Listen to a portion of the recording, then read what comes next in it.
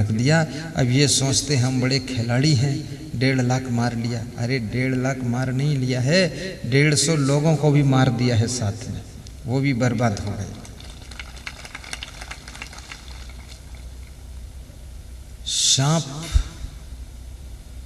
सबने सुना है कि सांप काटता है, और सबने सुना है कि सांप के जहर भी होता है, और ये भी सुना है कि सांप के काटने से बहुत मर भी गए।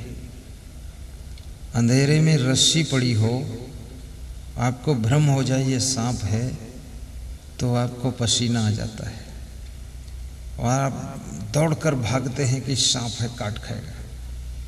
और फिर घर से डंडा लेकर आते हैं, उस रस्सी को खूब पीटते हैं कि मार डालूंगा। और जो बहुत पीटने के बाद टार्च लगाकर देखते हैं तो आप अपने खुद पर हंसते हैं कि ये तो यार बहुत बड़ी गलती हो गई, ये तो रस्सी थी, सांप था ही नहीं।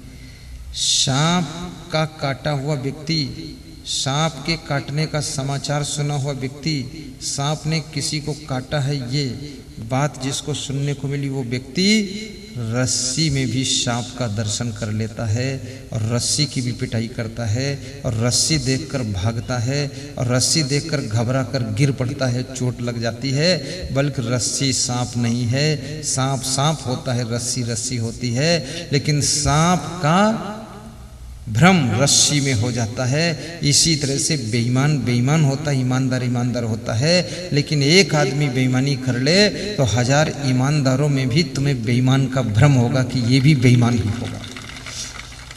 संत समाज को मुद मंगलकारी बताया गया। तीर्थराज प्रयागराज कहा गया है। चलता फिरता प्रयागराज है। 2 दिन के लिए रसोटा में आया है प्रयागराज। 2 दिन बाद कल ये प्रयागराज मध्य प्रदेश रतलाम जिले में पहुंचेगा, सरसी गांव में। 5 दिन वहां ये गंगा बहेगी। 15 तारीख को प्रयागराज बिहार भागलपुर जिले में पहुंचेगा। 16, 17, 18 मार्च भागलपुर कबीर आश्रम ममलखा की फील्ड में सत्संग हो जाएगा। ये चलता फिरता प्रयागराज है। जैसे तीर्थों में स्नान करने से तुम मानते हो कि चारों धाम का फल मिल जाता है, तुम मानते हो कि जीव की गति मुक्ति हो जाती है, लेकिन भाइयों बहनों याद रखना, तीर्थ स्नान से गति मुक्ति होती कि नहीं होती मैं नहीं खंडन करता हूँ, लेकिन इतना जरूर है, सत्संग रूपी तीर्थ में डुबकी लगाने से कोई मनुष्य आज तक बचा नहीं जिसकी गति मुक्ति ना हुई हो। वाल्मीकि नारद घटयोनी, निज निज मुखन कही निज होनी। सोई भरोस मोरे मन भावा, को न सुसंग बड़ापन पावा। मुद मंगलमय संत समाजो, जो जग जंगम तीरथ राजो। सुनि समझहि जन मुदित मन, मज्जहि अति अनुराग। लहहि 4 फल अछत तनु, साधु समाज प्रयाग। तो कबीर साहब कहते हैं यहीं संबल कर ले, इसी मनुष्य जीवन में भक्ति कर लो, सत्संग भी सुन लो। आगे पशु पक्षी कीड़े मकोड़े के जो शरीर मिलते हैं उनमें तुम भक्ति नहीं कर पाओगे, न सत्संग सुन पाओगे, न दान पुण्य कर पाओगे, न सेवा कर पाओगे। पशु पक्षियों में कोई बच्चा अपने माँ बाप की सेवा नहीं करता है, उसको ज्ञान ही नहीं, संस्कार ही नहीं। लेकिन पशु पंछियों में भी माँ बाप जरूर बच्चों की सेवा करते हैं। वो बच्चे के लिए बहुत व्यवस्था बनाते हैं, लेकिन बच्चे अपने बूढ़े माँ बाप के लिए नहीं बनाते हैं। यदि आप अपने बूढ़े माँ बाप के लिए व्यवस्था नहीं बनाते हो तो समझ लो पशु पक्षी ही हो। अपने बच्चों की व्यवस्था तो हर मनुष्य बनाता है, सभी लोग बना रहे हैं। जितना अपने बच्चे में मोह होता है उतना बाप में मोह है कहाँ? बाप तो तुम्हारी लिस्ट से बाहर है। माँ बाप, तुम इतना कहानी कहते हो हम 2 हमारे 2, यानी हम हमारी पत्नी 2 हो गए। और हमारा बेटा हमारी बेटी 2, ये हम 2 हमारे 2 + 4 हो गए। अब ये 2 माँ बाप ये बाहर हो गए, ये तो 2 में 2 आए नहीं, ये तो 6 में आ गए। अब इनको लिस्ट से ही बाहर निकाल दिया, हम 2 हमारे 2। अरे हम 2 हमारे सब, ऐसा बोलो, हम एक हमारे अनेक, सभी लोग हमारे हैं। माँ बाप का भी ख्याल रखो, चाचा चाची का भी ख्याल रखो, दादा दादी का भी ध्यान रखो, नाती पोतों का भी ध्यान रखो, सबको प्रेम दीजिए, सबकी व्यवस्था कीजिए। यहीं संबल कर ले आगे विषयी बाट, स्वर्ग विशाहन सब चले जहाँ बनियाना। साहब कहते हैं स्वर्ग पाने के लिए तो सभी चलते हैं, सबकी इच्छा रहती मुझको स्वर्ग मिल जाए, लेकिन ऐसा कोई बाजार नहीं है जहाँ पर बनिया स्वर्ग की दुकान खोल कर बैठा हो और स्वर्ग बेच रहा हो और तुम जाओ स्वर्ग खरीद लो, ले लो, चले आओ। ऐसा नहीं है। स्वर्ग कैसे मिलेगा?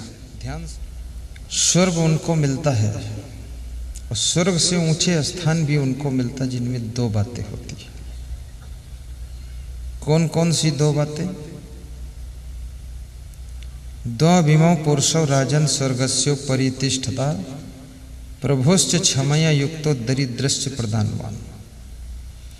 2 प्रकार के लोग स्वर्ग से ऊंचे स्थान पाते हैं। एक तो वे लोग जो धनवान हैं, बुद्धिमान हैं, बलवान हैं, जिनमें हर ताकत है, फिर भी गलती करने वाले को क्षमा कर देते हैं, माफ कर देते हैं, उनको स्वर्ग से ऊंचे स्थान मिलता है। क्षमा करना बहुत बड़ी चीज है। और दूसरे वे लोग जो गरीब हैं, दरिद्रश्च प्रदानवान, जो बहुत धन नहीं जिनके पास, लेकिन कम धन है फिर भी वे दान करते हैं। स्कूल बन रहा उसमें कुछ दान करेंगे, मंदिर बन रहा उसमें दान देंगे, आश्रम बन रहा दान देंगे, आरती हो रही आरती थाल में दान डालेंगे, कहीं सत्संग में गए वहाँ भी दान दक्षिणा जरूर देंगे, खाली हाथ नहीं लौटेंगे। कोई सत्संग करा रहा तो उसके भंडारे में चावल दे देंगे 2 बोरी, कोई सत्संग करा रहा उसको 2-5 हज़ार का सहयोग कर देंगे, कोई सत्संग करा रहा तो उसमें 2-4 दिन का समय दे देंगे व्यवस्था देखने के लिए। ऐसे जिनके अंदर दान की भावना है, गरीब होते हुए भी दान करते हैं, उन लोगों को स्वर्ग से ऊंचे स्थान प्राप्त होता है, स्वर्ग से ऊंचे स्थान प्राप्त होता है।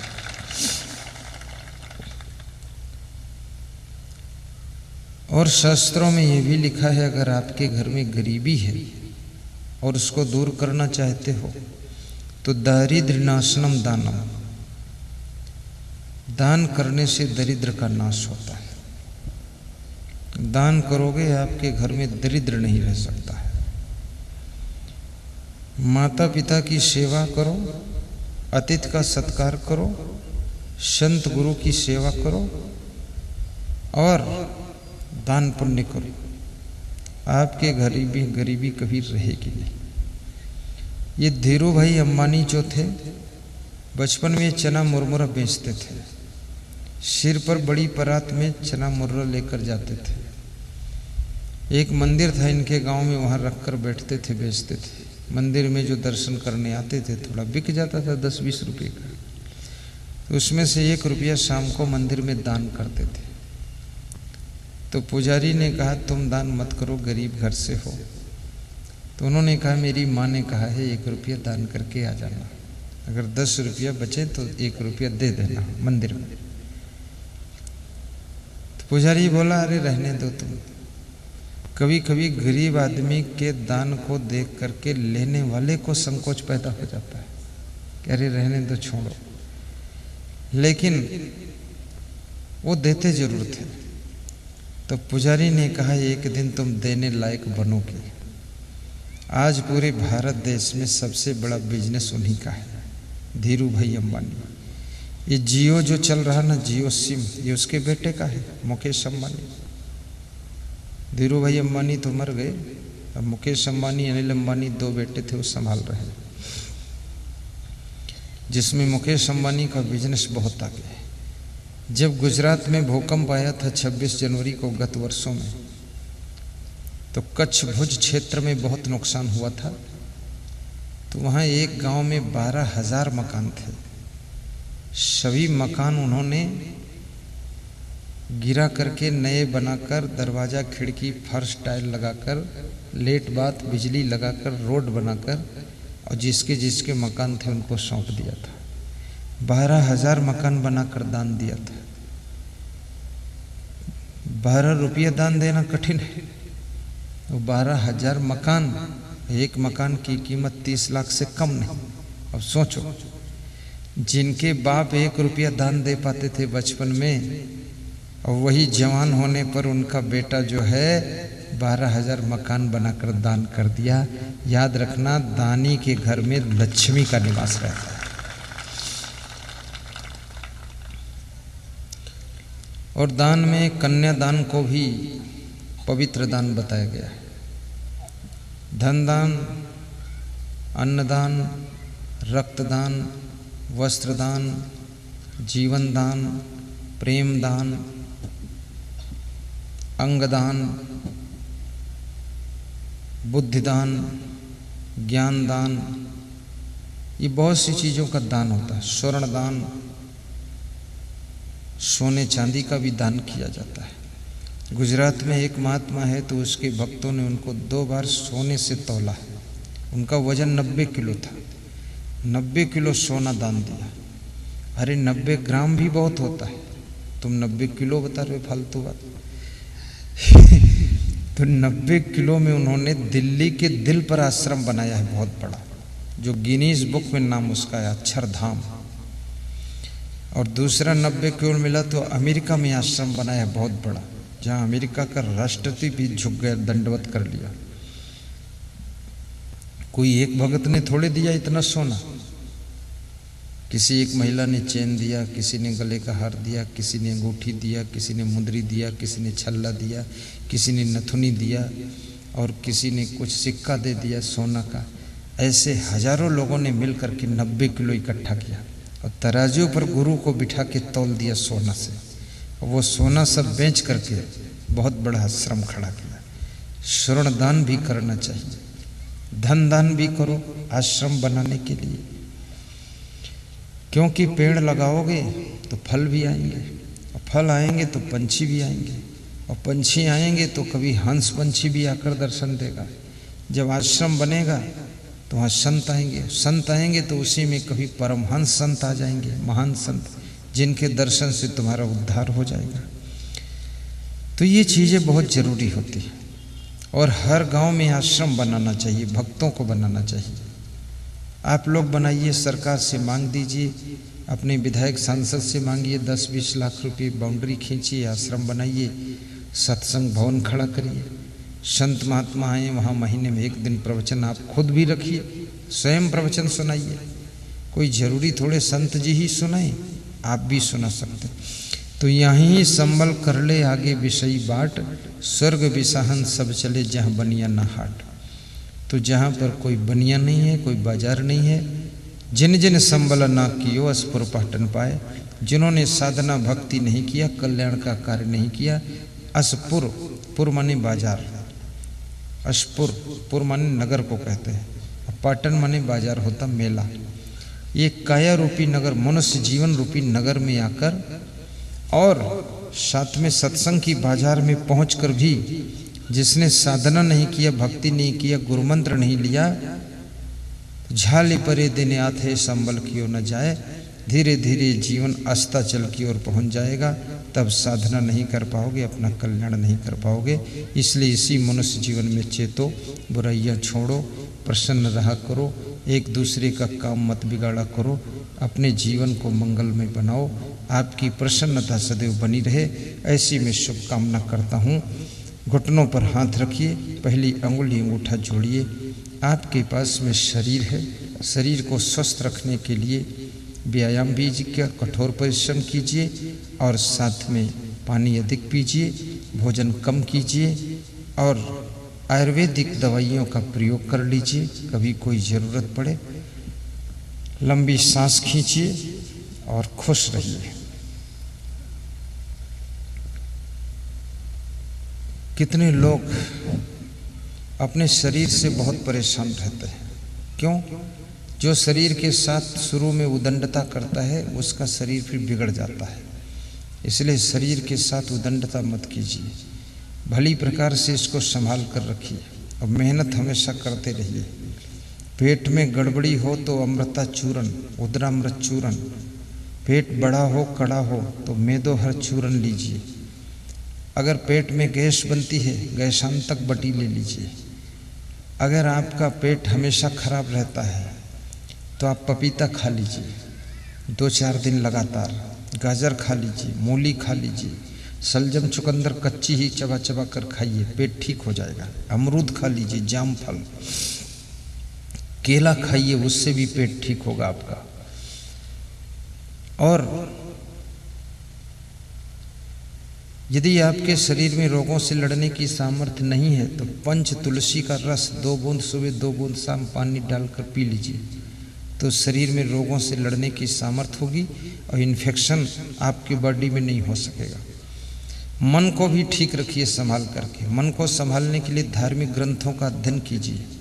जैसे यहाँ धार्मिक ग्रंथों की किताब की दुकान है, वहाँ पर साहित्य सेंटर में आपको सुख की खोज, जीने की राह, जिंदगी जिए तो कैसे, भजनावली, उन्नति के पथ, विचारमाला, ऐसी पुस्तकें हैं जो एक लाइन आपकी ज़िंदगी के लाइन को सुधार देगी।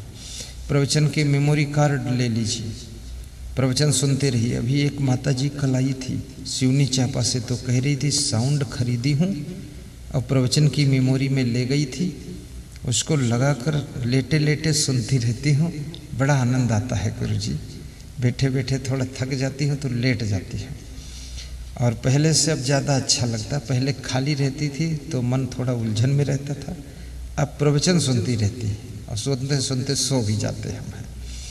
ऐसे memory card, pen drive, CD, DVD प्रवचन की लीजिए। और बहुत सारी चीज़ें अपने घर में संत महान पुरुषों के चित्र लगाइए।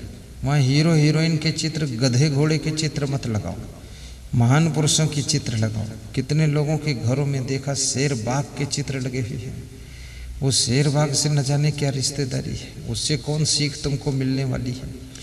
चित्र लगाओ तो अपने माता पिता का लगाओ, देशभक्तों का लगा दो, वीरों का चित्र लगाओ, या कि महान पुरुषों का, साधु गुरु का चित्र लगाओ। उससे आपके चरित्र का निर्माण होगा, आपका कल्याण होगा। होली का पर्व बीत चुका है, बड़े धूमधाम से आपने होली मनाई है, लेकिन होली के पर्व से प्रेरणा लेना चाहिए कि प्रहलाद जैसी अखंड भक्ति हम करेंगे, डिस्टर्ब नहीं होंगे। प्रहलाद जैसे भक्त बनो।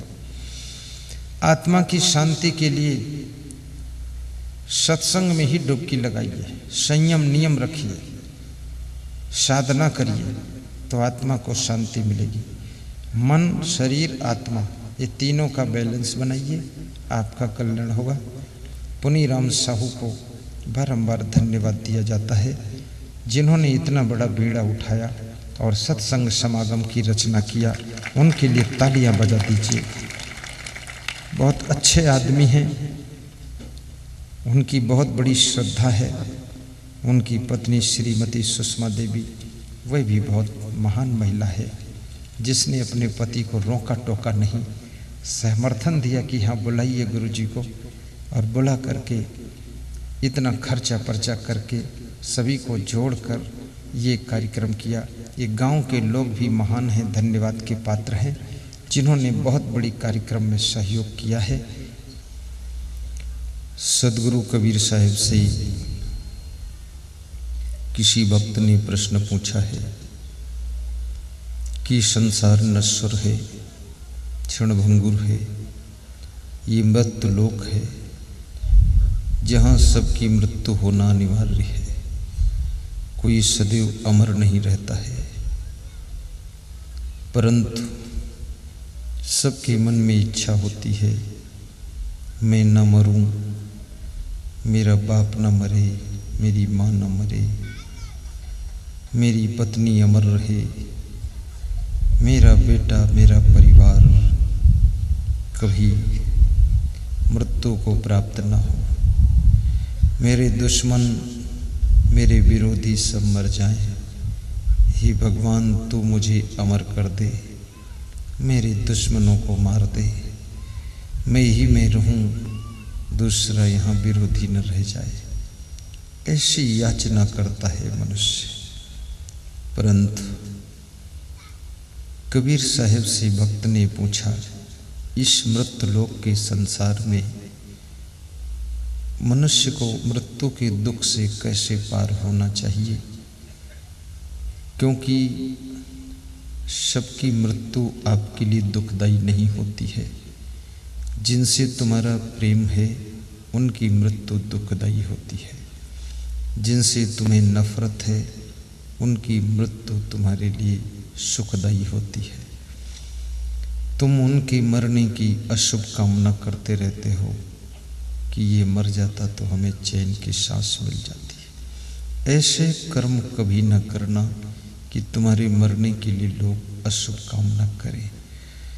कभी कभी जब पत्नी से पति अधिक ऊब जाता है तो वो भी भगवान के मंदिर में जाकर के अशुभ कामना करता है कि मेरी पत्नी मर जाती तो अच्छा था, अगर जिंदा में छोड़ दूं तो कोर्ट में खड़ा कर देगी, जिंदा में छोड़ दूं तो दूसरा विवाह करके बदनामी करा देगी, मर जाती तो सब झंझट साफ हो जाता है।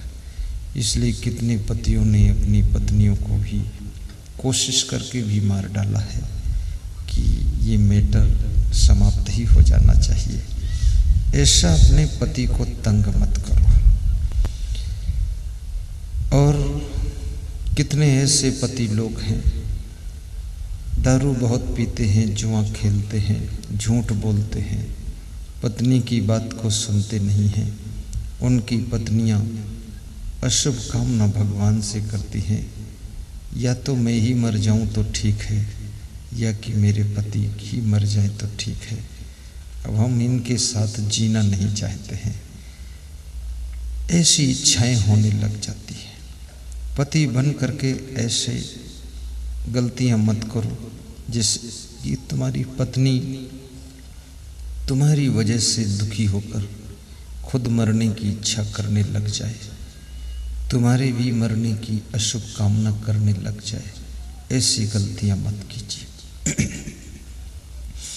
गांव में किसी को सताइए मत, दुखाइए मत। राजनीति कीजिए लेकिन कपट नीति मत कीजिए। राजनीति करना गुनाह नहीं है। राजनीति से ही देश का नेतृत्व होता है, देश का विकास होता है।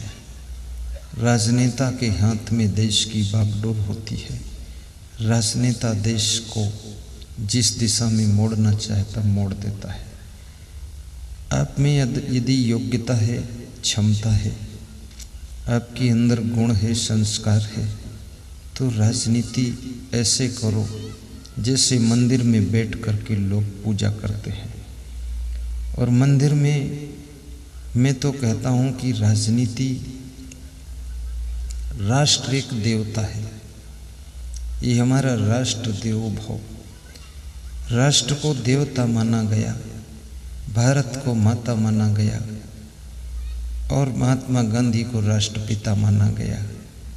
और ये राष्ट्र ऐसा राष्ट्र है जिसकी सेवा, जिसकी रक्षा और जिसका यश, जिसका गौरव, जिसका विकास करने के लिए राजनेता एक पुजारी की तरह राष्ट्र देवता की सेवा में अपने विकास के सुमन चढ़ाता है, अपने